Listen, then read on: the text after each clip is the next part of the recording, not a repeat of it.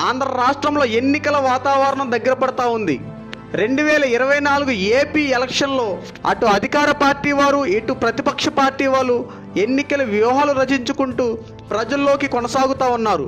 ఇలాంటి తరుణంలో కాంగ్రెస్ నుండి వైఎస్ షర్మిల పోటీ చేయడం జగన్మోహన్ రెడ్డికి తలకాయ నొప్పిగా మారింది.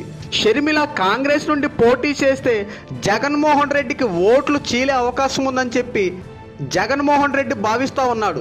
ఒకవేళ వైఎస్ షర్మిల కాంగ్రెస్ నుండి పోటీ చేస్తూ ఏపీలో గనక ఎన్నికల ప్రచారాలు ప్రారంభిస్తే ఖచ్చితంగా ఓట్లు చీలే అవకాశం ఉందంటూ అటు అధికార పార్టీ వారు ఇలాగ ప్రతిపక్ష పార్టీ వాళ్ళు కూడా కొంత తలనొప్పిగా మారే అవకాశం ఉందని చెప్పి భావిస్తూ ఉన్నారు. ఇలాంటి తరుణంలో జగన్మోహన్ రెడ్డి కీలక నిర్ణయం తీసుకున్నాడు. జగన్మోహన్ రెడ్డి బాబాయ్ అయినటువంటి వైవి సుబ్బారెడ్డిని వైఎస్ షర్మిలని కలిసి కొన్ని పరిస్థితులు చక్కబెట్టుకోవాలని చెప్పి మాట్లాడడం కోసం రాయబారాన్ని పంపినట్టు కొన్ని వార్తలు వస్తూ ఉన్నాయి.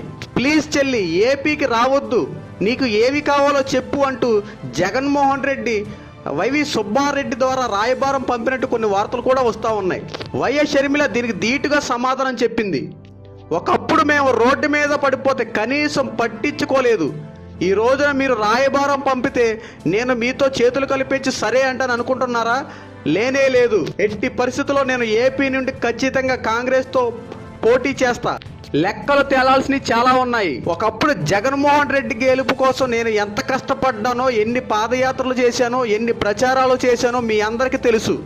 అలాంటి నన్ను రోడ్డు మీదకి లాగినటువంటి జగన్మోహన్ రెడ్డిని విడిచిపెట్టే ప్రసక్తే లేదు.